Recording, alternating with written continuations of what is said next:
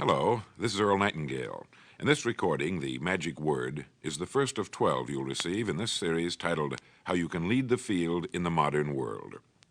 Before we start, I'd like you to know that I'm not going to try to tell you how to live your life. That's none of my business, nor is it anybody else's business. That's your business.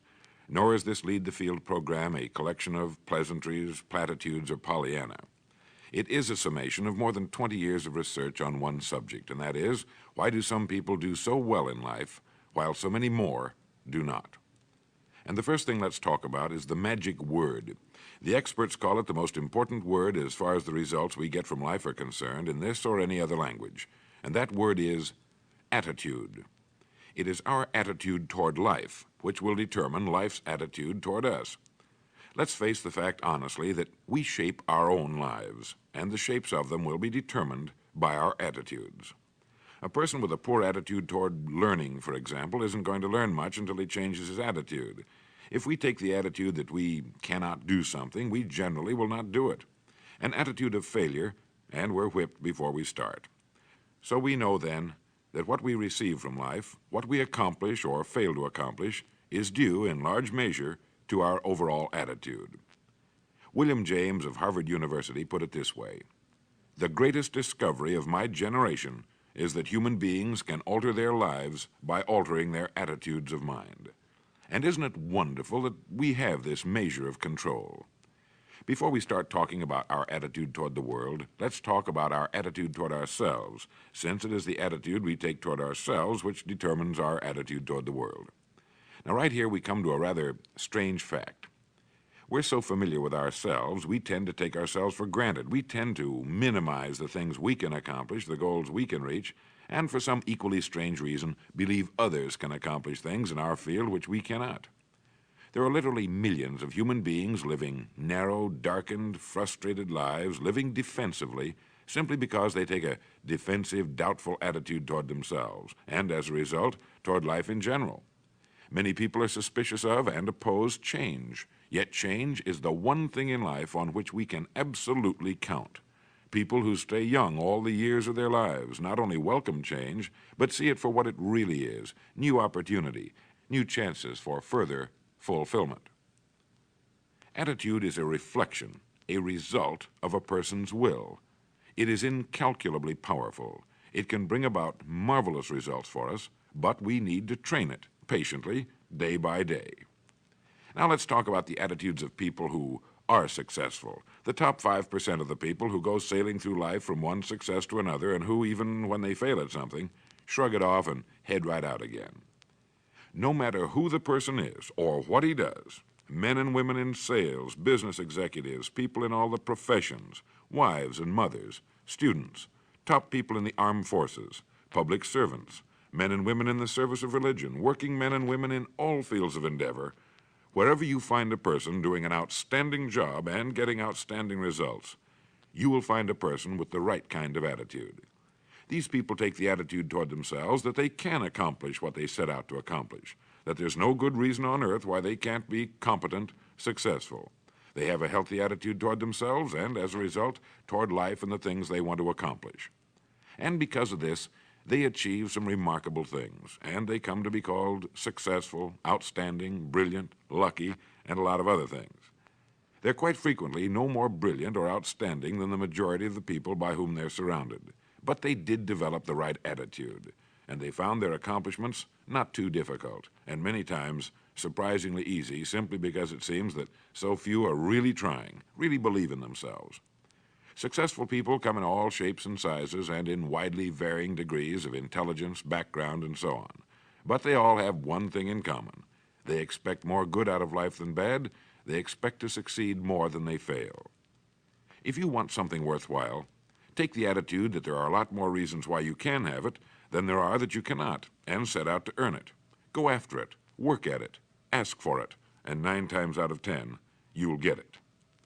Our environment is really a mirror of our mental attitude. If we don't like our environment, we have to change our attitude first. Now, the world plays no favorites. It's impersonal. It doesn't care whether we change or not.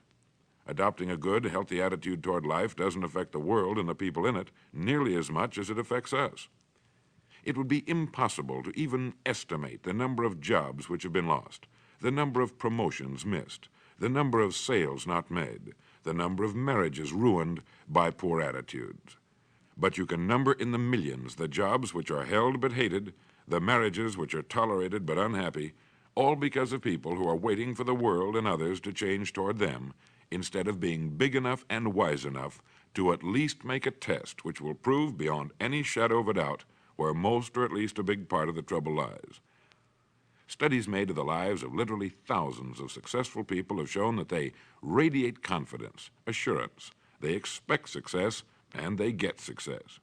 You can spot these people by the way they walk, by the way they look and act. You can feel it about them when they enter a room. They may be short and fat, or tall and thin, or any combination in between, but they have about them the attitude of success. In the record Greener Pastures, I'll get into this next statement, but right now I want you to realize, if you don't already, that in 5 years or less, you can get right to the top of the work you're now doing. I know this, but the important question here is, do you know this? The minute you do know it, you'll have this right attitude I'm talking about.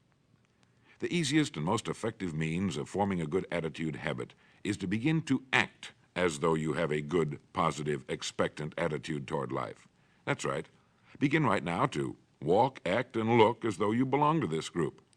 If you're already in the top 5%, you'll know what I mean. If you've never tried it, you'll be amazed at what happens. Actions trigger feelings, just as feelings trigger actions.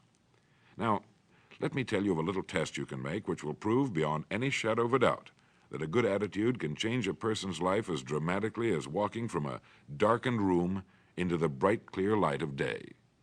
Not long ago, I read a line which went, "Life is dull only to dull people." This is true, but it also could have read, "Life is interesting only to interesting people," or "Life is successful only to successful people." Now, what I'm trying to say is that you must first become, mentally, from an attitude standpoint, that which you wish to achieve. A famous restaurateur was being interviewed by a reporter who asked, "When did you become successful?" He replied, "I was successful when I was sleeping on park benches, because I knew what I wanted to do and that I would do it." In short, his attitude had been one of success, of expecting success, long before the material, the tangible rewards of success had been earned. We'll get into this particular phase of Lead the Field in record number 3, A Worthy Destination.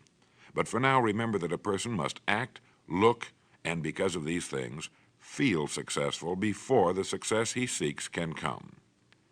Chances are you know people who seem to be what others call lucky. All kinds of good and wonderful things seem to happen to them, and they give the impression of happily sailing through life, having a wonderful time, and getting more accomplished in a year than most people do in 5.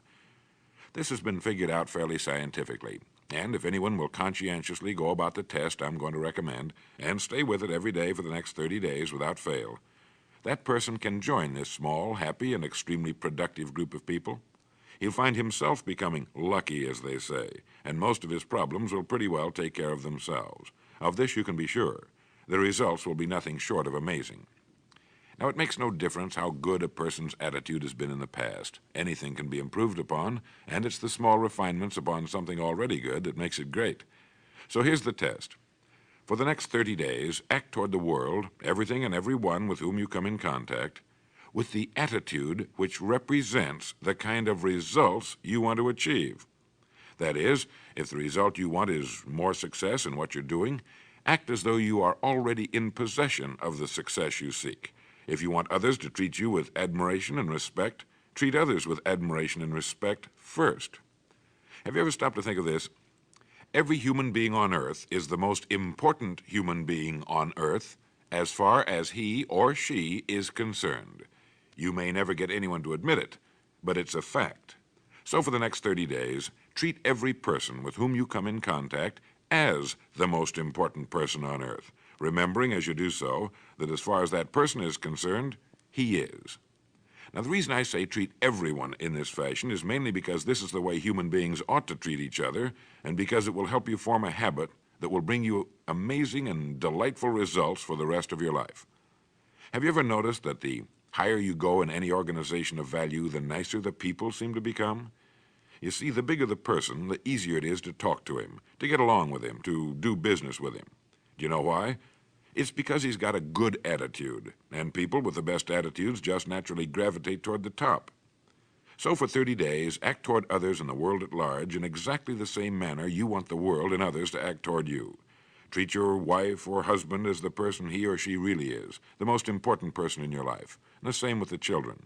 Carry out into the world each morning for 30 days the kind of attitude you would have if you were the most successful human being on earth. And notice how it quickly develops into an habitual attitude. When a person does this, he should realize he has already placed himself on the road to what he seeks. He is right now in the top 5% of the people in this or any other country. He has prepared the ground and planted the seed. He has made of himself a magnet, an embodiment of that which he seeks. Before metal can be cast into a desired shape, the mold, the expectant receptacle, must first be fashioned. Before a building can be erected, the excavation must be made and the foundation laid. And before a person can achieve the kind of life he wants, he must become that kind of individual. He must think, act, talk, walk, and conduct himself in all of his affairs as would the person he wishes to become. He is then actually that person, and the things that person would have and do will naturally come to him. Almost immediately, a change will be noticed. Irritations that used to frustrate and annoy disappear. When some less informed individual gives you a bad time, stay on the track. When someone cuts in front of you with his car or acts in any other manner that shows his ignorance and lack of courtesy, don't permit yourself to drop to his level. Pity him, for that's what he really deserves. That's the very group a person doesn't want to belong to. And if he acts like them, well, let's face it, he belongs with them.